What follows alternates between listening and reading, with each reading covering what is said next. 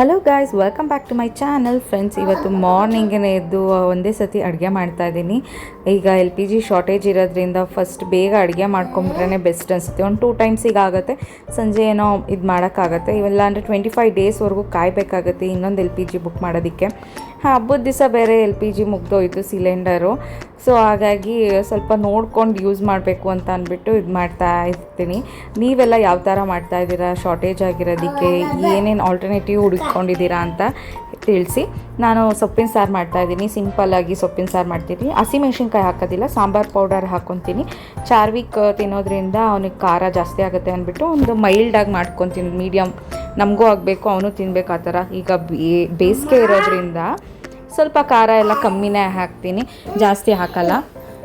ಅವನು ಬೇಸಿಗೆ ಬಂದಾಗಿಂದ ಒಂದು ಸ್ವಲ್ಪ ಊಟ ಮಾಡೋದು ಕಮ್ಮಿ ಮಾಡಿರೋದ್ರಿಂದ ಸೊ ಖಾರ ಹಾಕ್ಬಿಟ್ರೆ ಇನ್ನೂ ತಿನ್ನಲ್ಲ ಅಂದ್ಬಿಟ್ಟು ಹಸಿಮೆಣ್ಸಿನ್ಕಾಯಿ ಅವ್ನು ತಿಂತಾನೆ ಅಂದ್ಬಿಟ್ಟು ನಾನು ಅಷ್ಟು ಹಾಕೋಕ್ಕೆ ಹೋಗಲ್ಲ. ಸೊ ಈಗ ಎಲ್ಲ ಫಸ್ಟೆಲ್ಲ ಹಾಕ್ಬಿಟ್ಟು ಸೊಪ್ಪೆಲ್ಲ ಕಟ್ ಮಾಡಿ ಬೇಳೆ ಎಲ್ಲ ಹಾಕಿ ಒಂದು 8 ಕೂಗಿಸ್ಕೊಂಡಿದ್ದೀನಿ. ಅದಾದಮೇಲೆ ಮ್ಯಾಶ್ ಮಾಡ್ಕೊತ ಇದ್ದೀನಿ ಚೆನ್ನಾಗಿ. ನಾನು ಮಿಕ್ಸಿಗೆಲ್ಲ ಹಾಕ್ಕೊಳ್ಳಲ್ಲ, ಅದು ಅಷ್ಟು ಟೇಸ್ಟ್ ಚೆನ್ನಾಗಿರುತ್ತೆ ಅಂತ ನನಗೆ ಅಷ್ಟು ಅನಿಸಲ್ಲ. ಬರೀ ಮೆಂತ್ಯ ಸೊಪ್ಪು ಹಾಕಿ ಮಾಡಿದಾಗ ಮಾತ್ರ ಮಿಕ್ಸಿಗೆ ಹಾಕ್ಕೊತೀನಿ.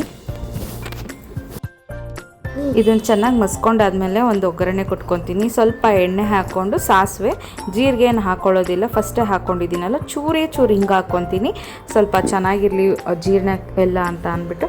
ಅದಾದಮೇಲೆ ಸೊಪ್ಪು ನಾನು ಮಸ್ಕೊಂಡಿರೋದು ಹಾಕಿ ಸ್ವಲ್ಪ ನೀರು ಹಾಕ್ಕೊಂಡು ಒಂದು ಲೋಟ ಆದಷ್ಟು ಒಂದು ಸ್ವಲ್ಪ ಉಪ್ಪು ಹಾಕ್ಕೊಂಡು ಒಂದು ಕುದಿಗೆ ಬರೋವರೆಗೂ ಕುದಿಸ್ಕೊತೀನಿ ಅಷ್ಟೇ. ಅದಾದಮೇಲೆ ಸಾರಿಗೆ ಸ್ವಲ್ಪ ಕೊತ್ತಂಬರಿ ಸೊಪ್ಪು ಲಾಸ್ಟಿಗೆ ಹಾಕ್ಕೊಂಡ್ರೆ ಸಾಕು. ಸಾರಂತೂ ರೆಡಿ ಆಯಿತು. ಈಗ ಅನ್ನಕ್ಕೂ ಹಾಗೆ ಇಟ್ಬಿಡ್ತೀನಿ. ಸೊ ರೈಸು ಆಗಿಬಿಡುತ್ತೆ. ರೈಸು ಅನ್ನ ಒಂದೇ ಸತಿ ಬಾಕ್ಸ್ಗೂ ಹಾಕ್ಬಿಡ್ಬೋದು ಅಂತ ಅಂದ್ಬಿಟ್ಟು. ನೈಟು ಚಪಾತಿ ಮಾಡಿದ್ದೆ. ನಮ್ಮ ಮನೆಯವರು ಇಲ್ಲ ಇವಾಗ ತಿನ್ನೋದಕ್ಕಾಗಲ್ಲ, ಸುಸ್ತಾಗ್ತಿದೆ, ಫಸ್ಟ್ ಮಲಿಕೊಂಡ್ಬಿಡ್ತೀನಿ ಅಂತ ಅಂದ್ಬಿಟ್ಟು ಒಂದೇ ಒಂದು ಚಪಾತಿ ತಿಂದಷ್ಟೇ ಮಲಿಕೊಂಡಿದ್ರು. ಬೆಳಗ್ಗೆ ಇನ್ನೂ ಚಪಾತಿ ಉಳಿದಿತ್ತಲ್ಲ ಅಂತ ಅಂದ್ಬಿಟ್ಟು ವೇಸ್ಟ್ ಯಾಕೆ ಮಾಡೋದು, ನೈಟ್ ಮಾಡಿದ್ದಲ್ವ ಕ್ಯಾರೆಟು ಎಲ್ಲ ಹಾಕಿ ಮಾಡಿದ್ದೆ, ತುಂಬ ಚೆನ್ನಾಗಿತ್ತು ಚಪಾತಿ ಅಂದ್ಬಿಟ್ಟು. ಬೆಳಗ್ಗೆಗೆ ಸೊಪ್ಪು ಸಾರಿಗೆ ಚೆನ್ನಾಗಿರುತ್ತೆ ತಿನ್ನೋದಕ್ಕೆ ಅಂದ್ಬಿಟ್ಟು ಚಪಾತಿನ ಬಿಸಿ ಮಾಡಿಕೊಡ್ತಾಯಿದ್ದೀನಿ. ಬಾಕ್ಸಿಗೆ ರೈಸ್ ಹಾಕೋಣ ಅಂತ ಅಂದ್ಬಿಟ್ಟು ರೈಸ್ ಹಾಕ್ತಾಯಿದ್ದೀನಿ. ಬಾಕ್ಸಲ್ಲಿ ಲಂಚ್ ಬಾಕ್ಸಿಗೆ ಎಲ್ಲ ರೈಸ್ ಮತ್ತು ಅನ್ನ ತಿಂದರೆ ತುಪ್ಪ ಹಾಕಿ ಕಲಿಸ್ಬಿಟ್ಟು ಮಧ್ಯಾಹ್ನಕ್ಕೆ ತಿನ್ನೋಕ್ಕೆ ಸರಿ ಹೋಗ್ಬಿಡುತ್ತೆ ಅಂತ ಅಂದ್ಬಿಟ್ಟು ಆ ಥರ ಮಾಡ್ಕೊಂಡಿದ್ದೀನಿ.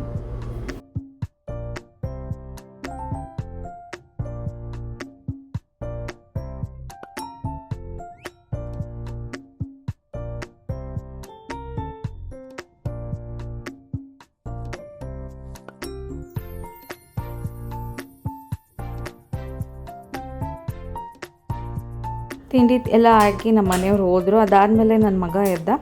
ಮೇಲ್ಗಡೆ ಹೋಗಿ ಗಿಡಕ್ಕೆಲ್ಲ ನೀರು ಹಾಕ್ಬಿಟ್ಟು ಬರೋಣ ಅಂದ್ಬಿಟ್ಟು ಕರ್ಕೊಂಡು ಹೋದೆ. ಅವನು ಟ್ರೈನ್ ನೋಡಬೇಕು ಅಂತ ಅಂದ್ಬಿಟ್ಟು, ಮೆಟ್ರೋ ಟ್ರೈನು ಅವನಿಗೆ ಸಿಕ್ಕಾಪಟ್ಟೆ ಕ್ರೇಜ್ ಆಗಿಬಿಟ್ಟಿದೆ ಇತ್ತೀಚೆಗಂತೂ. ಟ್ರೈನ್ ಹೋಗಬೇಕು, ಈ ಕಡೆ ಸೈಡ್ ಒಂದು ಸತಿ ಹೋಗ್ಬೇಕು, ಆ ಕಡೆ ಸೈಡ್ ಒಂದು ಸತಿ ನೋಡಬೇಕು, ಬಿಲ್ಡಿಂಗ್ ಮಧ್ಯ ಇರೋದ್ರಿಂದ ಅಂತ ಅಂದ್ಬಿಟ್ಟು ಆ ಕಡೆಗೆ ಒಂದು ಸತಿ ಈ ಕಡೆ ಒಂದು ಸತಿ ಫುಲ್ಲು ಕರ್ಕೊಂಡೋಗಿ ತಿರುಗಿಸೋದೇ ಆಗಿಬಿಡುತ್ತೆ. ಕೆಳಗಂತೂ ಇಳಿಯೋದಿಲ್ಲ, ಫುಲ್ ಎತ್ಕೊಂಡೇ ಇರಬೇಕು.